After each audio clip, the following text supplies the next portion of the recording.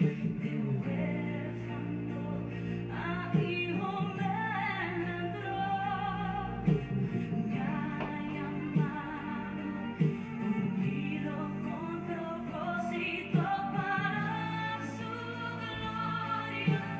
Abba, Padre, Jesús vino a revelar al Padre, de huérfano a hijo.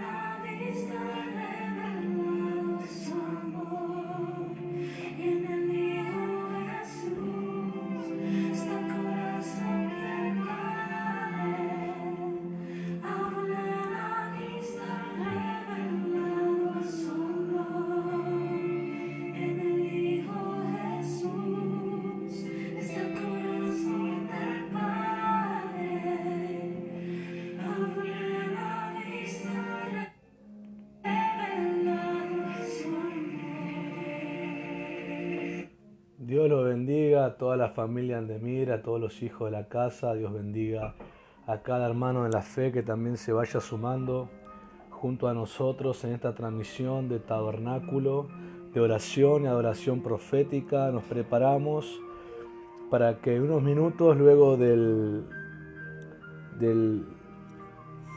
la administración de la palabra, dedicarnos a tomar un tiempo de oración, un tiempo de activación de la palabra, algo que me gustaría dejar en este comienzo de transmisión como un principio revelado para el corazón que no lo sabía, es que cada palabra que Dios nos habla al oírla y ser recibida en el corazón tiene el propósito de la manifestación, y para eso hay que activarla. Y un activador de la palabra que Dios habla, un activador de la manifestación de lo hablado de Dios es la oración de fe. En la palabra que Dios habla, activa y hace real delante de nosotros y en nosotros mismos lo que Dios ha hablado. Y esa oración de fe es totalmente alguien que primero ha sido convencido, atraído a participar y a colaborar en esa palabra y a invertir lo que sea necesario para que esa palabra se expanda a más corazones, invertir tiempo, invertir obediencia, invertir dedicación, invertir compromiso, invertir dinero, invertir recursos que se tengan, comprometerse totalmente. Esa es una vida que va a ver esa palabra activada, detonada en su vida y a través de su vida, a través de la oración de fe. Todo comienza a través de la oración de fe, porque alguien que está haciendo algo es porque primeramente lo es. Y lo vuelvo a decir, alguien que está haciendo algo es porque previamente lo es, porque ha sido convencido y su vida está involucrada en lo que vemos que está haciendo. Eso es alguien íntegro. Eso se conoce como integridad en lo que se está haciendo. Eso se llama ser verdadero, ser genuino. Ahora, hay gente que puede fingir y es aquella que hace algo pero no lo es. Lo que está haciendo no lo es. No tiene la convicción de lo que está haciendo, y eso es considerado hipocresía, eso es considerado mentira, eso es considerado alteración de la verdad, eso es considerado adulterio, porque alguien que no tiene pacto está haciendo algo que debería ser hecho por los que tienen pacto. Por eso, cuando la iglesia, y acá ya siento el fluir de la revelación, cuando la iglesia no opera, no hace lo que tendría que hacer por la fe que manifiesta, el mundo se va hacia los adúlteros, aquellos que hacen algo desde la maldad. Por ejemplo, cuando la iglesia no opera en el poder sanador de Cristo, en el pacto con Cristo, no opera en el poder sanador, la gente va a los curanderos. Cuando la iglesia no opera en profecía, en revelación, en instrucción, entonces la gente se va a los brujos, a los hechiceros, a los adivinos. Y cuando la iglesia no vive, no manifiesta y no hace el evangelio de Cristo de libertad a todo corazón, entonces la gente corre detrás de sus propios placeres. Muchas veces decimos, la gente no quiere creer, pero en realidad dice la palabra por el profeta Isaías, y el apóstol Pablo lo utiliza cuando habla de la fe en el capítulo 10 a los romanos. Dice: ¿y quién creerá si no hay quien les predique? ¿Y quién predicará si no hay quien les envíe? Entonces, cuando la gente no cree es porque no hay gente cristiana que le está manifestando la esencia del evangelio. También entiendo que dentro de esto hay una parte que decide no creer aunque ven las señales. Pero yo estoy hablando, como bien dice el título, ser o no ser. Ese es el punto en el cual debemos meditar y en el cual mucha gente está engañada en que se creen algo que no son y viven bajo un engaño, pero hay otros que sabemos quiénes somos y como sabemos y creemos y tenemos la sustancia de lo que somos, lo hacemos también. A algunos les parece muy difícil hacer milagros, a otros les parece muy difícil profetizar, a otros les parece muy difícil vivir una vida de obediencia. Claramente el que no tenga el Espíritu le es imposible, le es difícil. Pero aquellos que tengamos el Espíritu sabemos que es Él el que nos convence y el que nos guía y el que nos ayuda a manifestar lo que la gente ve. Por eso quiero que ahí abra las Escrituras en Primera de Corintios. Primera de Corintios capítulo 15 versículo 10. Dios bendiga a todos los que me están saludando. Bendiciones. Ahora te pido atentos a lo que vamos a ministrar. Y sobre todo lo que dice la Escritura. Si oyeres hoy la voz del Señor tu Dios, no endurezcas tu corazón, sino más bien créele y obedecele. Vamos a hablar lo que es el ser para poder hacer. Cerrando este mes de abril, donde uno de los puntos de la palabra profética tenía que ver con romper con el carácter de la soberbia, de la autosuficiencia y crear un corazón humilde, obediente, manso, para que la palabra de Dios fructifique, las puertas se abran y demás. Y este es un gran punto por el cual puertas se abren y puertas se cierran, pues las puertas jamás se abrirán delante nuestro cuando no tenemos la sustancia del Espíritu Santo, la sustancia de la fe, la sustancia de la unción. Hay puertas que no se van a abrir porque tenemos que ser primero para hacer al cruzar esa puerta.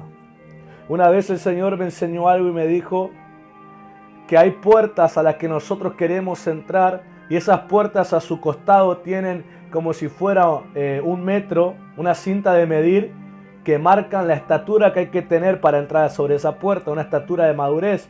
Y el Señor me enseñaba que le gusta cuando los hijos de Él le piden grandes bendiciones y que Él les pedía a sus hijos que crezcan al mismo nivel grande de madurez como las grandes bendiciones que piden. Hay puertas que no se abren hasta que no demos la estatura de la madurez en eso.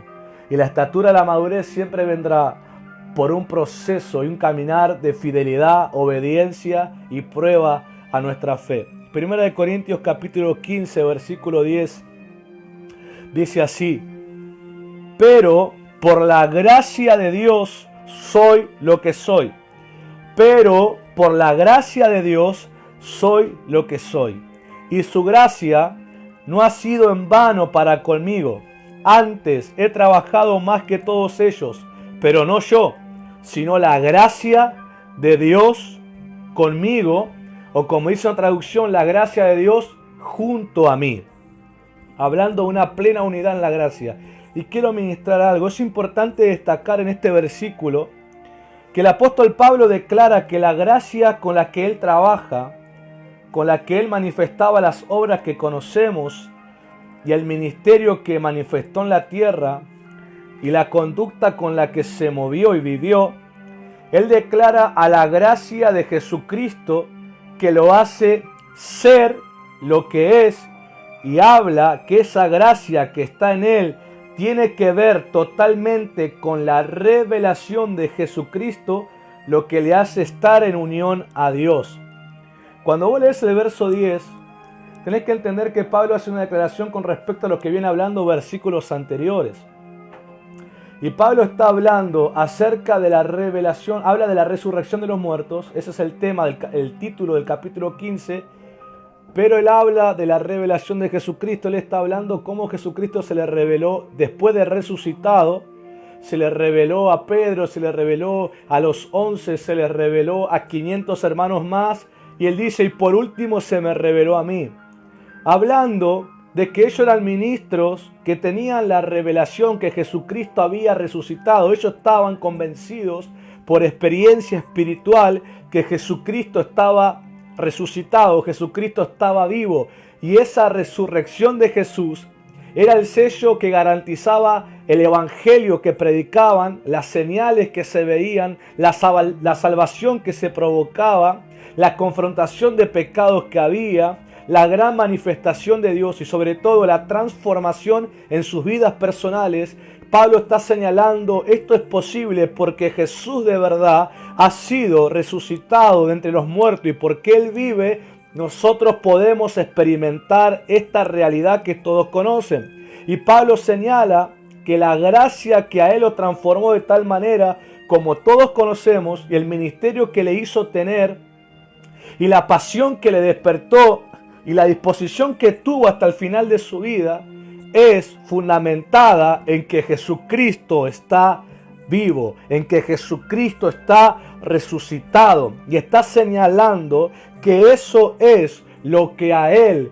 lo hizo trabajar tan apasionadamente, porque Él podía ser el apóstol que nosotros vimos que fue, Él podía ser ese cristiano que nosotros vimos transformarse en ese encuentro en Damasco, por el hecho de que Jesús está vivo y que tiene en su espíritu la revelación de Jesucristo. Y alguien que sabe que Jesucristo está vivo, el Evangelio es su pura vida en Él, el Evangelio es poder en Él, el Evangelio es autoridad en Él, y el Evangelio es un fuego que lo atrae a Dios cada vez más y más intensamente. Por eso cuando hay gente que le cuesta orar, leer la Biblia, obedecer, vivir apasionadamente, ser íntegro y demás virtudes cristianas, tienen que ver que aunque de boca dicen que Jesús está vivo, su espíritu todavía no lo sabe. Su alma todavía no lo ha experimentado. Su cuerpo todavía no ha sido impactado ante la revelación de la resurrección de Jesucristo.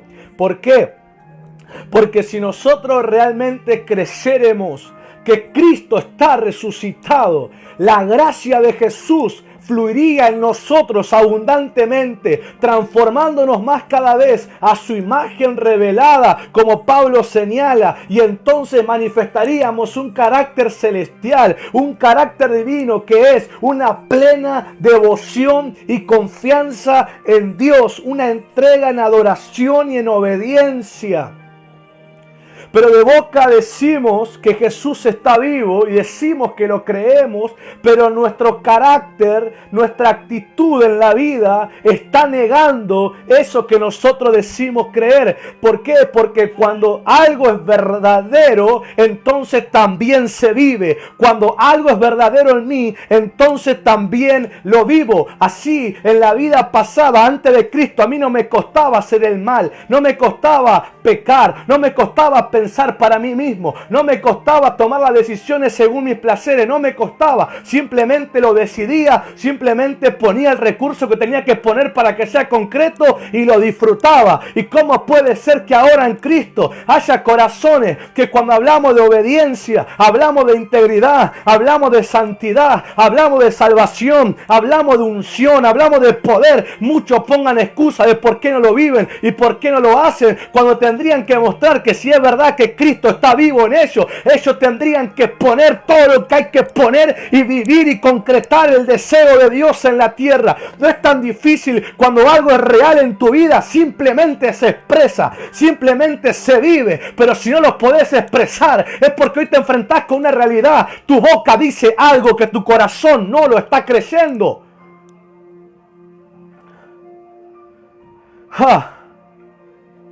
Porque Romanos capítulo 10 nos enseña un principio, que la boca confiesa lo que cree el corazón.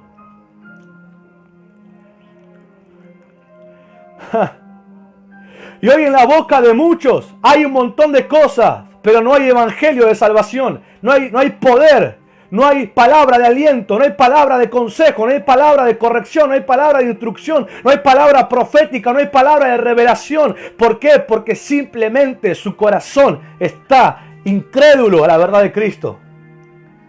¡Wow! Por eso en el momento de orar, vamos a romper todo patrón de la religión, que la religión te hace sentarte cómodamente a esperar que los demás hagan algo. La revelación te enseña que estás en deuda con Cristo. ¿Por qué? Porque no es que Cristo te dice, vos estás en deuda conmigo, Pero cuando a vos se te revela que Cristo está vivo, se te revela lo que Él pagó para que vos puedas ser salvo, tu mismo corazón y espíritu dice, no hay nada en esta vida que yo pueda dar para devolverle el favor al Señor, pero sí puedo ofrecerme a que más y más gente lo conozcan a través de palabra y a través de obra, a través de experiencia, a través de obediencia a lo que Dios me dice. ¿Por qué? Porque si creyéramos de verdad que Cristo está vivo, tendríamos en nosotros el carácter celestial del cielo y andaríamos confirmando en nuestra vida que Cristo de verdad fue levantado entre los muertos. Lo que hizo el apóstol Pedro y Juan cuando fueron camino al templo y estaban en la puerta llamada La Hermosa y había un paralítico. Y le dijo Pedro, no tengo plata ni oro, pero lo que tengo te doy en el nombre de Jesucristo, levántate y anda. Y el paralítico se levantó y caminó. Eso es alguien que confirmó, porque Pedro, cuando la gente se sumó a ver qué pasó, cuál fue la causa de ese poder que levantó al paralítico del suelo, Pedro declara que eso es obra de Jesucristo, confirmando Cristo está resucitado y porque Él vive, esta obra de poder es posible. Ay, Señor, ayúdanos a estar bajo esa gracia. ¿Por qué? Te explico algo. Uno de los significados de gracia, yo sé que la gracia la explican como un favor no merecido y como misericordia de Dios hacia nosotros, y es correcto. Pero una vez yo me encontré con un significado de gracia que hasta el día de hoy lo tengo grabado en mi corazón y siempre lo utilizo cuando explico qué es la gracia. Y la gracia es la influencia divina de Dios sobre nuestro corazón que se refleja en la vida. El estar en la gracia es un reflejo en la vida de esa persona que Dios lo gobierna. Que realmente ese corazón está unido a Dios por causa de Jesucristo. Por causa de que Jesús vive, esa vida puede vivir para Dios y Dios puede vivir en esa vida. Y esa gracia se expresa en las obras y en las palabras que hace. Y eso es algo que debe estar en todo el pueblo de Dios. ¿Por qué? Porque esa es la evidencia que Jesucristo está vivo. Y yo meditaba hace unos días y decía, la esencia de ser es estar unido con Dios. Porque Dios existe, eso sí me explico. Si no estoy unido a Dios, solamente estoy existiendo en este mundo, pero no estoy viviendo realmente. Porque estoy dormido, estoy apagado, estoy en oscuridad, sin darme cuenta que hay un propósito mayor, el cual estoy ignorando. Pero cuando me uno a Cristo, descubro toda una vida, descubro todo un registro que hay acerca de mí, el cual debo vivir en la tierra. Hay toda una herencia para apoyarme. Hay todo un montón de gente que van a caminar en esa manifestación de gracia que es despertada en mi vida. Y tantas cosas que digo, wow, esto es mucho mayor de lo que alguna vez yo pensé que podía ser en la tierra. Sí, podría tener sueños personales, hasta pudiera tener ambiciones personales, pero cuando la gracia se me revela, mi única ambición del corazón se me vuelve conocer cada vez más a Cristo para poder revelarlo mucho más. Pasa que la revelación, el lugar de revelación es incómodo para aquel que no le gusta arrodillarse y aún en ocasiones postrarse hasta el suelo a los pies del Señor. Porque cuando Él se nos revela, pasan dos cosas. Primero, somos tan atraídos ante su revelación. Y segundo, vemos cuánta miseria y maldad hay en nosotros. Y eso nos lleva a postrarnos y a sentirnos tan inmerecedores de Él. Pero ahí vemos la atracción hacia Él, que el Señor decide limpiarnos y lavarnos de todo eso y con su gracia volvernos una persona totalmente diferente a la que era Y por ese precio y esa experiencia que uno puede sentir en su vida, uno dice, Señor, yo quiero que más gente te conozca y te reciban. La pasión de los apóstoles era que más gente puedan conocer a Jesús como yo lo conozco. Su gran pasión era que más corazones reciban a Jesús y puedan conocerle como le conocemos. Por eso fueron llamados cristianos por primera vez en Antioquía. Ellos estaban predicando de Cristo y la gente de Antioquía fue el que los nombró. Ustedes son cristianos. Señalándoles del Cristo que ustedes nos hablan, nosotros los vemos en ustedes. La gente fue el que le puso el nombre cristianos, porque claramente esos apóstoles mostraban a Jesús en sus vidas.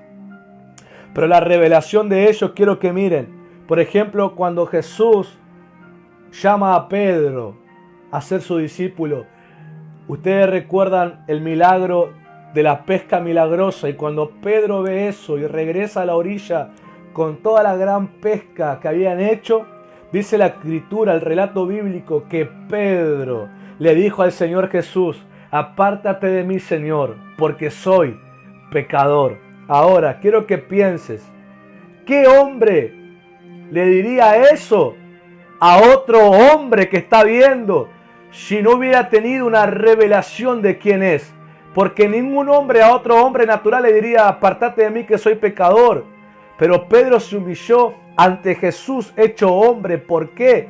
Él se dio cuenta, él en su corazón se reveló y él se postró y le dijo, Señor, soy pecador. Eso pasa con la revelación de Jesucristo. Cuando el Señor se te va revelando, uno termina postrado diciendo, Señor, soy pecador. Señor, veo pecado en mí. Señor, veo carnalidad en mí. Señor, veo inmadurez en mí. Señor, y empieza uno a arrepentirse. Y es justamente ahí donde Jesús, en ese quebranto, su vida comienza a expresarse. Justamente los que tienen abundante gracia sobre su vida y que se expresa son gente que más quebranto tiene en el corazón, porque han experimentado que siendo indignos el Señor los ha perdonado y ha venido a vivir a sus vidas, y el único deseo que tienen ahora es que más gente le conozca. ¿Y cómo es posible eso? Si antes no estaba ese deseo, ¿cómo es posible? Es que se unieron al Señor. Y dice Corintios, no recuerdo ahora si primera o segunda, en el capítulo 6, verso 17, dice, el que se une al Señor, un espíritu es con Él. Claramente ese es el testimonio de alguien que tiene la revelación que Jesucristo está vivo. Un espíritu es con Él, significa está unido, plenamente son uno. Y el Señor es el que se revela en esa vida. Cuando la gracia entra en tu vida por esa revelación, hay una tal sustancia de la vida pura de Jesús, de la vida santa de Jesús, del carácter y corazón de Cristo, y la mente de Cristo se empieza a formar en uno. Y uno comienza a tomar decisiones tan contrarias a las que antes tomaba. Se le despierta pasión y deseo por lo que antes no lo tenía, y siempre se siente atraído al Señor. Eso es obra de la gracia del Señor Jesucristo. Dios es la esencia del ser. Recordá cómo Dios se le reveló a Moisés en Éxodo capítulo 3, versículo 14. Vos podés leer cuando Moisés le pregunta a Dios y le dice, ¿cuál es tu nombre? Dios le dice, yo soy el que soy. Y le dirás a los hijos de Israel, yo soy, me ha enviado. El Padre revela su nombre como el que es. Y también su nombre se revela en Apocalipsis con esta descripción, el que era, el que es y el que ha de venir.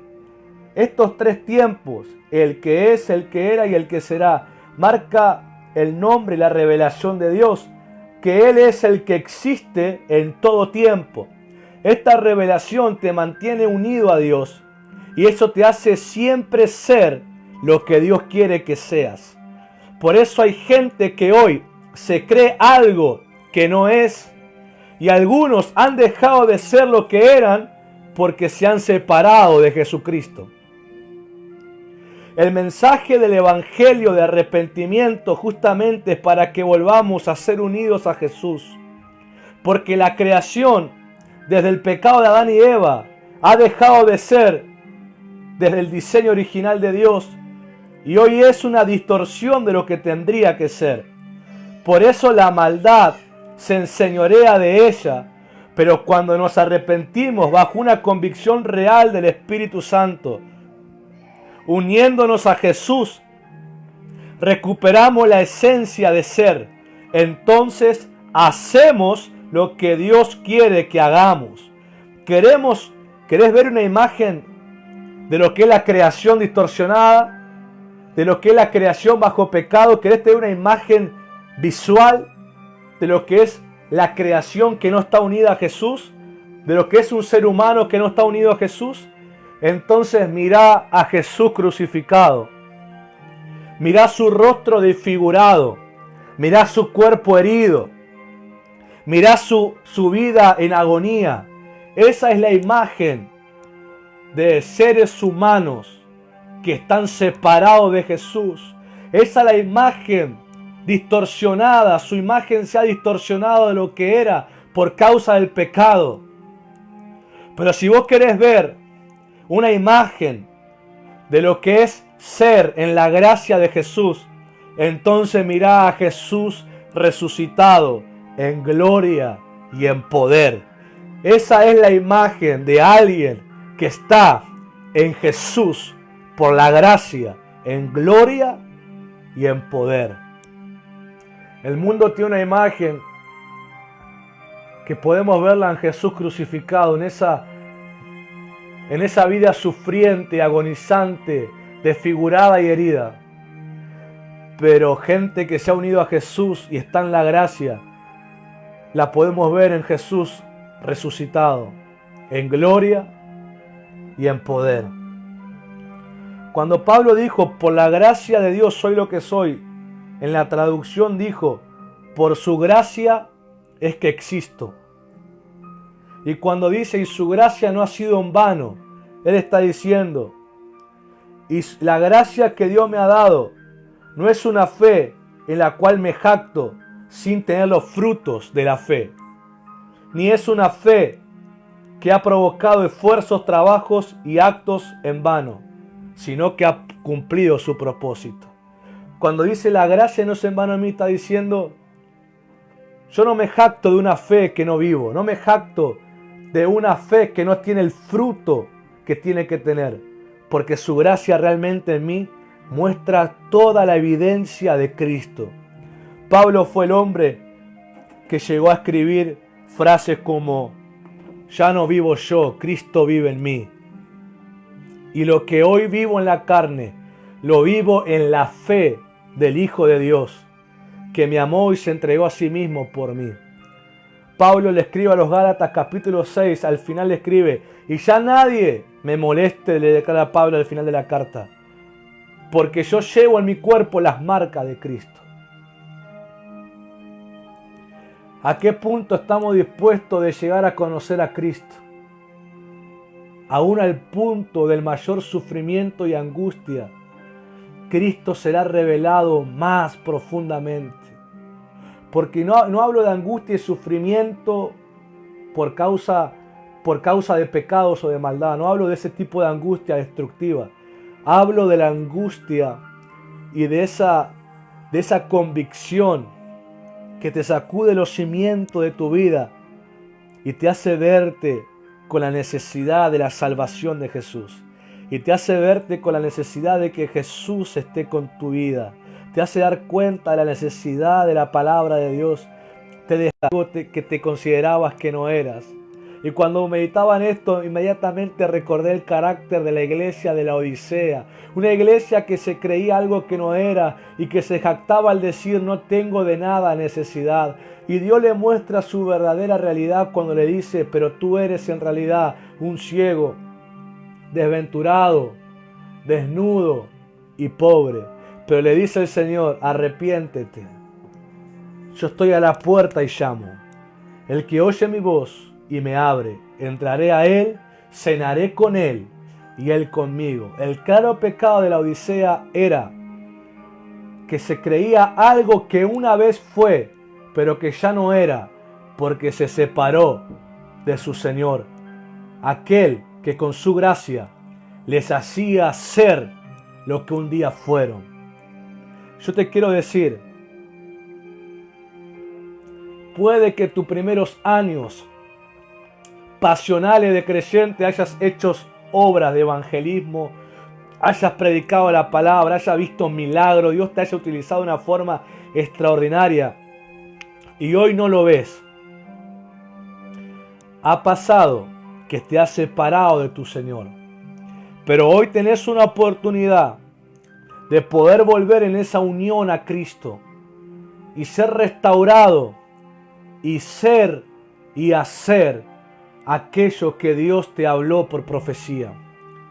Cuando yo me daba cuenta de aquello que Dios me habló por profecía, es lo que yo soy unido a Él. ¿Cómo podría desear separarme de Él? Sino que me atrae mucho más a estar unido a Él. Porque nadie podría transformarme como Él lo puede hacer. Y en Él y con Él es donde realmente quiero estar.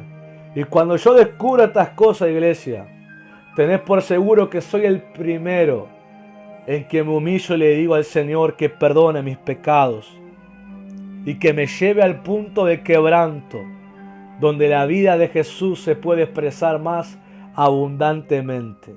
Es bueno el quebranto, es bueno llorar en convicción del Espíritu, es bueno sentir eso, porque es donde la vida de Cristo comienza a fluir plenamente en nosotros.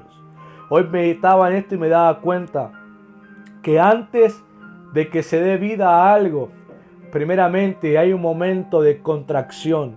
En la mujer, antes de dar a luz, tiene contracciones.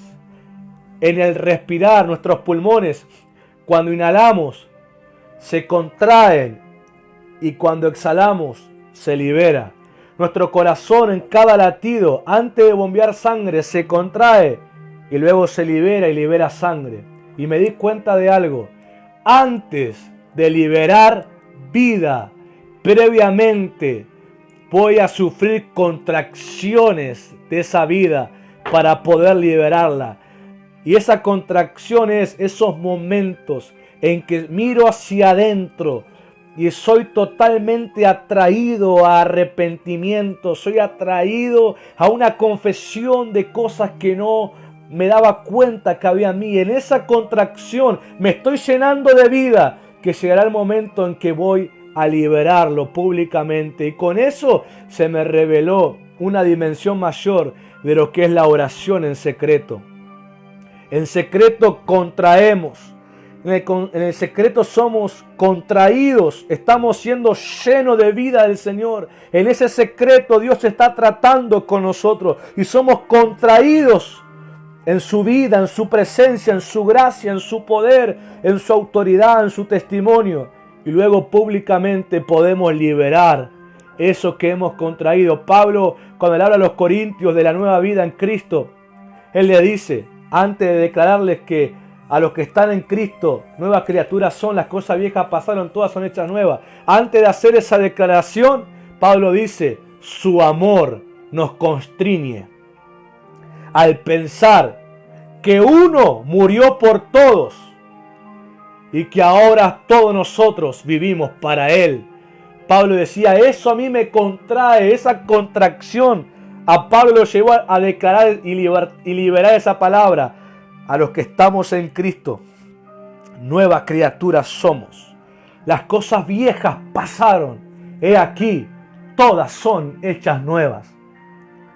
Es bueno cuando sos contraído, cuando sos quebrantado, cuando sos confrontado por el Espíritu Santo, cuando sos atravesado con una palabra, porque en eso Dios te está llenando de vida, que luego públicamente la vas a liberar sobre más.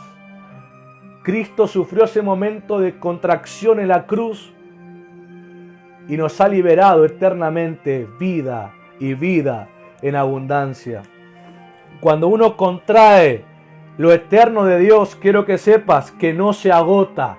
Cuando uno contrae lo eterno de Dios, cuando algo te es dado de Dios, no se agota. Cuando algo te es dado de Dios, no se agota. Siempre que te mantengas en el cuarto de oración, en los secretos, siempre habrá una renovación y una nueva abundancia sobre tu vida. Y siempre tendrás para liberar sobre otros. Por eso aquellos que se han secado, yo te tengo que decir, te secaste porque dejaste de contraerte en lo secreto. Dejaste de contristar tu corazón delante de Dios. Dejaste de contraerte. Dice que Elías oraba en forma fetal. Y la forma fetal que Elías oraba habla de una imagen de alguien que es contraído en la oración. Pero cuando Elías se levantó de esa posición fetal de oración, de esa posición de contracción, dice que su siervo dijo: Elías, yo veo una pequeña nube en forma de la palma de la mano de un hombre. Y entonces,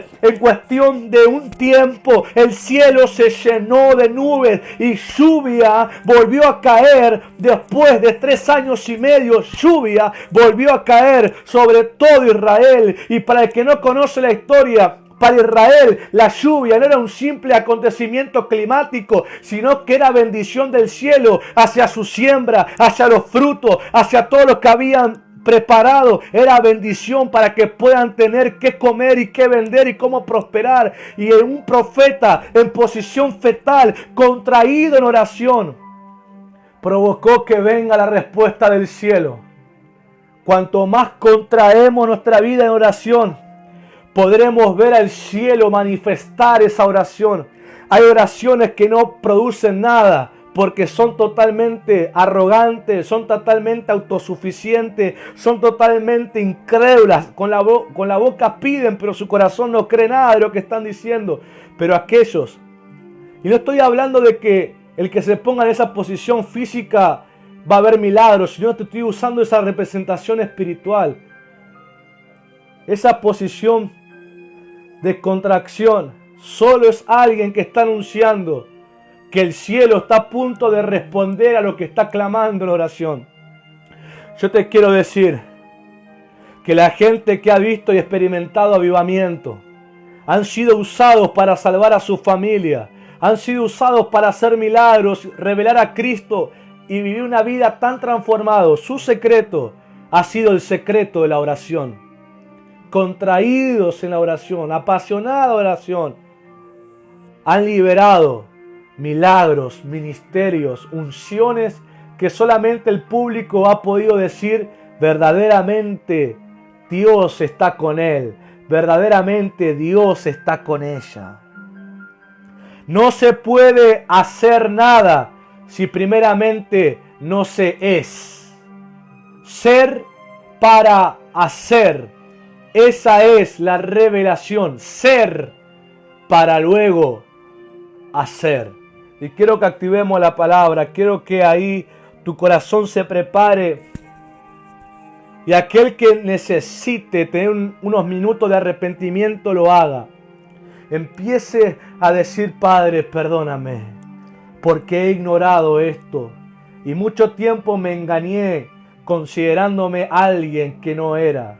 Porque yo decía que era, pero mis obras jamás mostraron lo que decía. Jamás, Señor, lo hice, perdóname.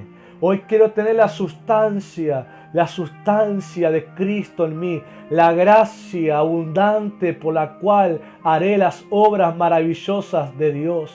La sustancia de la gracia que influencia mi corazón, que aún me pone un freno cuando estoy por mal obrar, que aún me reprende cuando estoy por tomar una decisión fuera de la voluntad de Dios.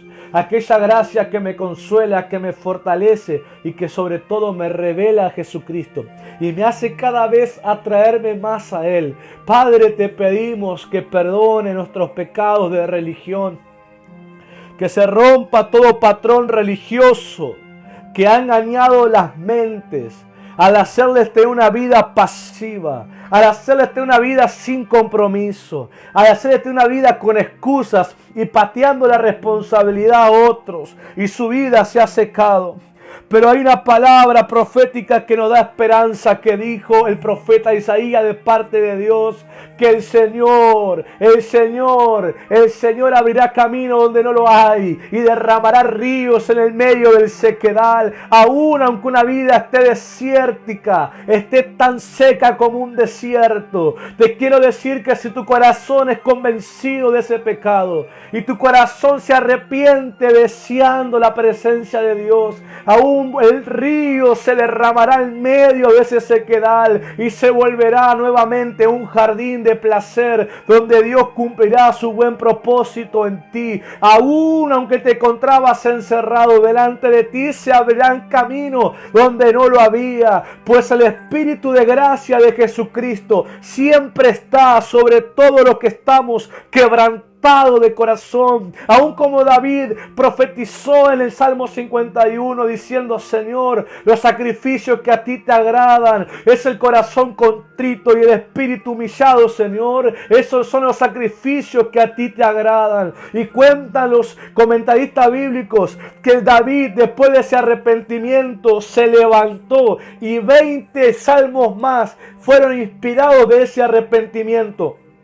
Y David, dicen los comentaristas bíblicos, experimentó una revelación tan íntima con Dios que empezó a ofrecer sacrificios tan diferentes a los que el resto de Israel ofrecía, que eran tan destacados que Israel decía: ese es el rey, el que está ofreciendo sacrificios. Y uno de los secretos que David encontró en Dios luego de ese arrepentimiento tan quebrantador en su vida fue que Dios le enseñó a David a agregarle incienso a las ofrendas. Nadie lo había hecho, pero Dios se lo contó a David. Y David entonces a sus sacrificios le agregaba incienso, perfume, y entonces el humo del holocausto cambiaba. Normalmente era blanco, pero el color del humo cuando David ofrecía era de un tono azulado y comenzaba a descender sobre todo Israel, porque estaba en la casa de Dios. El lugar donde sacrificaban estaba en lo alto y el palacio y el pueblo estaban por debajo, y el humo descendía del incienso y el pueblo sabía que por esa distinción era el rey el que estaba ofreciendo sacrificios al Señor. Hay cosas, hay secretos que el Padre revela a aquellos quebrantados de corazón, que ofrecen una vida y sacrificios en su vida de obediencia, sacrificios de entrega, de pasión, de compromiso, que gente normal, que no tiene encuentros con Dios, que no tiene corazón quebrantado con Dios, no lo puede conocer, no lo puede entender, no lo puede vivir. Pero aquellos corazones quebrantados descubren secretos que agradan a Dios, pues ese es un principio de alguien que tiene la gracia de Dios. Puede complacer los deleites del Padre, puede complacer los deseos del corazón del Padre, así como el Padre dijo de Jesús: este es mi Hijo amado, en quien tengo complacencia. Y así dice Dios de aquellos corazones de hijos quebrantados, donde Jesús es revelado, y esos hijos se levantan solo para una cosa: complacer el corazón del Padre, voluntariamente viviendo la voluntad que el Padre les revela. Aunque otros le critiquen, aunque otros le murmuren, aunque otros se burlen, ellos saben que lo que han conocido en quebranto, nadie se lo va a poder quitar. Padre, en el nombre de Jesús, en esta hora levantamos petición, oración, clamor. Intercedemos, Señor, no pidiendo nada material en esta hora, sino que pidiendo que la riqueza espiritual del Señor Jesucristo venga en nosotros. Y es una verdad que nace de adentro hacia afuera, del espíritu al alma y del alma al cuerpo y del cuerpo hacia la gente. Yo te pido, Señor, que sea contraído nuestro espíritu, nuestra alma y nuestro cuerpo bajo tu poderosa mano, Señor, para que luego podamos liberar la vida revelada de Jesús por el Espíritu Santo. Este gran milagro que ha estado ocurriendo desde que Jesús está en la tierra, Señor, comience a pasar en nuestros días, comience a pasar en nosotros. No queremos ser como la Odisea, que se consideraba algo que ya había dejado de ser porque estaba separada de Jesús. Te pedimos que limpies, nuestros ojos sean limpiados con colirio del Espíritu. Tomamos de ti vestiduras blancas, Señor, puras para cubrir nuestra desnudez. Tomamos de ti, Señor, oro refinado por el fuego para ser prósperos. Tomamos de ti toda nuestra necesidad, porque la Odisea marcaba, no tengo necesidad, separando a Dios de su vida. Pero tú le dijiste, arrepiéntete y depende de mí. En esa palabra yo entiendo que le está diciendo, depende de mí, depende de mí. Y queremos que nuestros corazones dependan de ti, Señor. Aunque seamos intelectualmente buenos, inteligentes, tengamos habilidad en la mano para trabajar, lo que sea, aunque podamos hacer riqueza, preferimos depender de ti, Señor. Preferimos depender de ti y ser guiados por tu voluntad, Padre. Y ofrecer los dones que tenemos para tu reino. Ofrecer los dones que tenemos para complacer tu corazón. Ofrecer los dones que tenemos para que alguien más sea ayudado, Señor. Entendiendo, Padre, que en eso te regocijas. Cuando damos al que necesita, Padre, sin estar esperando que nos devuelvan el favor. Te pedimos ese corazón y esa mente que solo puede ser formada a través de tu poderosa mano, Señor. Oro que haya un lugar que nos atraiga a partir de ahora, que sea el lugar secreto de la oración y no se vea nada de nosotros hasta que no nos paremos, Señor, y liberemos a aquellos que hemos contraído bajo tu poderosa mano, Padre. En el nombre de Jesús, sea roto todo patrón y carácter de soberbia, de altivez, de autosuficiencia, todo carácter de falta de perdón, de envidia, de celo, de odio, de resentimiento. En el nombre de Jesucristo, sea roto todo carácter de pecado y de maldad y de maldición generacional, porque cuando Cristo se revela, toda cadena es rota, todo yugo se pudre y toda cárcel se abre y toda vida es libre de cautividad. En el nombre de Jesús envío palabra de libertad en esta misma hora sobre esos espíritus y almas que han sufrido por mucho tiempo falta de perdón, enojo y resentimiento, y eran males que estaban viviendo y no podían despegarse. Pero en esta hora, en el nombre de Jesucristo, yo te declaro libre, y ahí donde estás, ordeno que salga de tu vientre todo resentimiento, todo enojo, todo odio, toda rabia que nunca te pudiste despegar en tu propia fuerza. Pero en esta hora estás comprendiendo la gracia del Señor Jesucristo y hay un deseo profundo en tu corazón de ser libre de ese carácter que tanto tiempo te distinguió, pero ahora sos libre y el carácter de la gracia te va a gobernar. Vas a ser una mujer de perdón, vas a ser una mujer de misericordia, vas a ser una mujer que desata y que libera compasión y amor, porque ese va a ser el milagro para tu casa, ese va a ser el milagro para tu esposo, para tus hijos y para tus nietos. Ese va a ser el testimonio de milagro en el nombre de Jesús. Y ordeno que toda enfermedad en tu vientre, en tus intestinos, en tus riñones, ahora se va fuera. En el nombre de Jesús ordeno que sientes un fuego en los riñones de sanidad, de libertad, pues la muerte no se va a enseñorear de ti, porque la muerte se enseñorea de aquellos que tienen pecado, pero la vida de Cristo gobierna a aquellos que se arrepienten, y por causa de tu arrepentimiento tus órganos son sanados, tu cuerpo es sanado en esta hora. Estás siendo sanada, mujer, estás siendo sanada, mujer, en esta hora, estás siendo sanada, mujer, estás siendo sanada, mujer, está siendo sanada. En el nombre de Cristo se rompe el diagnóstico de muerte, el diagnóstico de enfermedad crónica. En el nombre de Jesús, tus riñones, tus intestinos, tu sistema digestivo comienza a funcionar normalmente. En esta hora has vomitado toda maldición y en tu cuerpo has recibido la bendición sanadora de Cristo. En el nombre de Jesús, el milagro está producido dentro de tu vida. Hay libertad en el nombre de Cristo. Hay libertad en el nombre de Cristo. Hay libertad en el nombre de Cristo.